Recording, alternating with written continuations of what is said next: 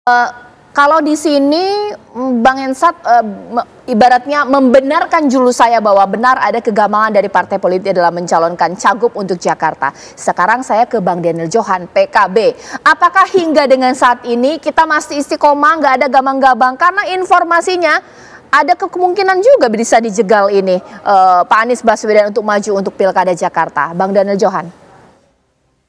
Ya, makasih Mbak. Salam buat semua.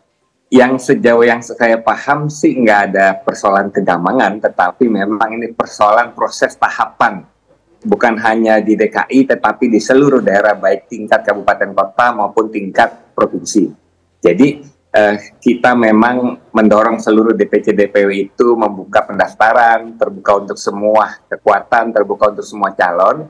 Nah, mereka akan mengusulkan dan diproses oleh pusat, oleh Despilkada Pusat. Nanti akan dijadwalkan untuk UKK.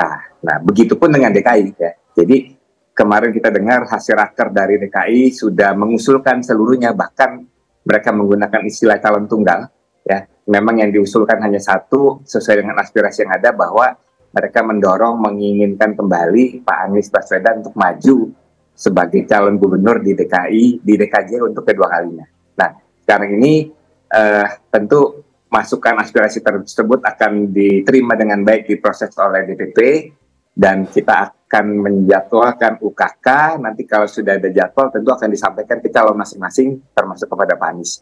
Nah, jadi prosesnya seperti itu. Saya tidak merasakan ada yang gamang sih. Baik, sekarang saya ke Mas Iqbal. Mas Iqbal, sebenarnya kita tahu bahwa kedekatan yang luar biasa antara Pak Anies dan juga PKS. Tapi ada juga kita dengar mintanya kursi nomor 2 juga di Jakarta. Ini bagian dari deal-deal politik atau seperti apa? Ya, memang sejak awal memang PKS dan Mas Anies adalah sebuah hubungan yang cukup panjang ya. Karena PKS yang mengusung pertama kali Mas Anies ke Jakarta. Demikian juga pada Pilpres. Tentu saja memang asosiasi PKS dan Anies ini nggak bisa dilepaskan.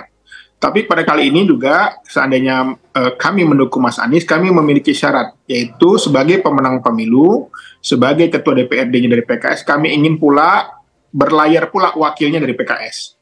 Kalau bisa Mas Anies mengganding wakil PKS. Itu yang menjadi salah satu syarat bagi PKS jika ikut nanti satu hari akan mendukung Mas Anies Baswedan. Dan ini tentu saja harapan kami, karena sejak lama kader-kader PKS ini sudah berjuang buat Mas Anies ya, buat Jakarta. Tentu saja kami punya kaderisasi sistem yang tentu saja ingin juga mendapat kesempatan untuk menjadi pemimpin di level Jakarta. Jadi bagi kami ini semuanya masih dinamis, masih terbuka. Usulan dari DPW PKS Jakarta masih kita kaji, dan tentu saja kami berharap juga dukungan dari partai-partai lain agar Mas Anies bisa kembali menjadi gubernur DKI Jakarta. Oke, kalau dari PDIP seperti apa Mas Seno? Kalau PKS sudah mengunci langkah Pak Anies kalau mau didukung oleh PKS, posisi orang nomor 2 di Jakarta untuk PKS. Tapi katanya PDIP juga menginginkan hal yang serupa, rumit juga ya. Ini bagaimana Mas Seno? Ya, satu, saya sepakat dengan Pak Daniel Johan tadi bahwa konsep yang terjadi pada hari ini itu adalah berada pada tahapan pendengaran usulan, adanya penjaringan lalu penyaringan. Usulan-usulan, masukan, aspirasi semuanya kami dengar dan kami proses, tidak hanya di Jakarta tentu saja, di berbagai daerah lain menjadi perhatian kami, terutama di Jakarta. Kami sadar betul bahwa Jakarta ini etalase kepemimpinan nasional. Dan dari tahun ke tahun, siapapun yang terpilih menjadi gubernur atau wakil gubernur di Jakarta punya potensi yang sangat besar secara elektabilitas, secara exposure, untuk kemudian menjadi calon presiden atau wakil presiden di pemilu selanjutnya. Maka Jakarta sampai hari ini, meskipun status ibu kota itu sudah berpindah, tetapi secara epicentrum kekuasaan politik maupun ekonomi masih menjadi daerah yang sangat seksi. Maka seluruh masukan, aspirasi, pendapat, usulan yang hari ini kami dengarkan, itu kami dengarkan dengan baik-baik. Nah, konsep usulan ini kan siapa saja bisa mengusulkan, dan kemudian siapa saja nama itu bisa muncul. Kalau dari bawah memang ada nama Mas Anies yang terjaring bersama dengan 9 nama yang lain, termasuk kader-kader internal yang diusulkan DPD DKI. Tapi di antara masyarakat, masukan dari lembaga survei, dari para pakar, dari perbincangan di media, itu kan juga berbagai macam nama masuk, dan kami nggak bisa tentu saja melarang itu. Mas Anies bisa muncul, bahkan kemarin saya ikut mendengarkan juga itu, ada yang mengusulkan bikin poster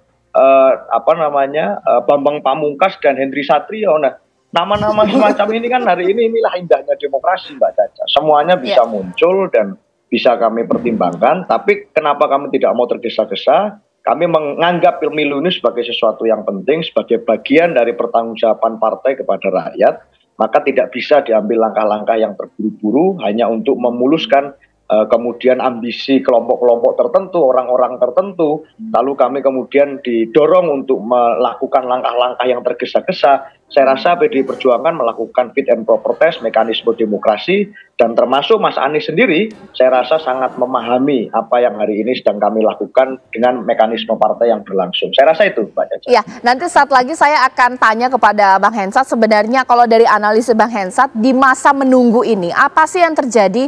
Karena pastinya partai politik ini akan berpikir ulang untuk bagaimana menang, dan kalau menang, peluang mereka untuk kekuasaan juga besar sesaat lagi. Kita ingin tahu ini Bang Hensat, sebenarnya kalau dari masa-masa menunggu ini sampai nanti pendaftaran, apa sih yang terjadi? Apa yang dilakukan oleh partai politik? Karena kalau dibilang mau berkoalisi, mereka pasti punya tawaran. Seperti PKS, bahkan juga PDIP, kursi orang nomor 2 dong untuk kita ini seperti apa? Nah, kalau demokrasinya original, jadi demokrasi asli adanya, itu kan orang bebas tuh mencalonkan siapa aja, partai politik maksudnya ya, bebas juga mencalonkan apa saja. Tapi kalau kemudian ada demokrasi siasat, yang artinya koalisi harus koalisi dong gitu ya. Kemudian wah yang ini jangan sampai maju nih karena akan mengancam, itu kan siasat-siasat tuh. Maka yang akan dihitung sampai pendaftarannya itu terus gitu. Misalnya Anies Baswedan ini elektabilitas tinggi. Kira-kira kalau dia dapat jalan menjadi gubernur, menang, ini kira-kira dia gimana nih sama pemerintah pusat? Akan ikut atau oposisi atau bagaimana gitu kan? Terus nanti kira-kira 2029 akan mengancam incumbent nggak? Dia akan maju atau tidak? Atau misalnya oh nggak apa-apa nanti 2029 dia jadi wakilnya Prabowo gitu misalnya. Jadi hitungan-hitungan itu yang terus dijaga. Sama misalnya dengan PKS misalnya. Kan sudah dihitung tuh tadi tuh. Ini kita maunya kader sendiri nih yang maju. Cuma kalau secara kasat mata kan kita lihat PKS dan Anies itu kan satu gerbong lah ya. Kalau Aniesnya sudah PKS, terus wakilnya dari PKS kan nggak nambah nih suaranya. Bisa jadi kemudian ada proses lobby, Mas Anies jadi kader PKS aja deh. Supaya misalnya wakilnya bisa dari PDI Perjuangan gitu misalnya ya. Atau kemudian PKB dapat sekdanya, gitu-gitu kira-kira. Nah mungkin sekarang saya langsung ke Mas Iqbal. Kan nggak harus juga lah, ibaratnya ada win-win solution lah ya. Masa langsung dikunci saja, kalau nggak orang nomor 2 nggak mau PKS gitu. Mengingat ada kedekatan, bisa nggak sih dikaderkan saja Pak Anies? Nanti untuk posisi orang nomor 2-nya boleh ke PDIP. Ini seperti apa? Mas ya, saya kira memang kita ingin bagaimana kepemimpinan Mas Anies ini ke depan adalah kepemimpinan berkelanjutan ya. Karena ketua DPRD-nya PKS, tentu saja kalau Mas Anies yang kita usung tentu saja akan lebih klop ya. Tetapi kita juga tidak ingin Mas Anies ini juga nanti ada seperti seorang gubernur ya, yang dia maju wali kota dari partai A, nantinya nyalon gubernur dari partai B, lalu pindah lagi ya. Itu tentu saja menjadi salah satu track record buruk bagi kepala daerah yang selama ini kita lihat. Jadi kita melihat kalau ingin bergabung ke PKS, kami sangat welcome sekali ya, menjadi pengurus, menjadi anggota partai ya. Tetapi kami juga tetap ingin kepemimpinan Mas Anies ini bukan hanya sekedar karena ingin maju, tapi juga sebagai kader yang akan mengawal, menjaga partai ini ke depan. Karena saat ini banyak pengorbanan yang sudah berikan PKS kepada Mas Anies di dalam mengusung presiden, ya, di dalam gubernur DKI, ya, dan kami bahkan ketika Anies Sandi maju, kami bersedia mendukung, ya, hanya menjadi ketua tim sukses. Itu juga menjadi salah satu poin penting bagaimana saat ini adalah momen.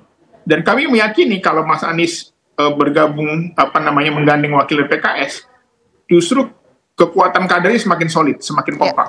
Okay. Karena apa? Karena ibarat Liga, Mas Anies ini sudah main di Liga 1. Nah, dia kan pemilihan provinsi gubernur itu Liga 2. Artinya kalau orang pemain Liga 1 main di Liga 2, tentu saja menangnya lebih mudah.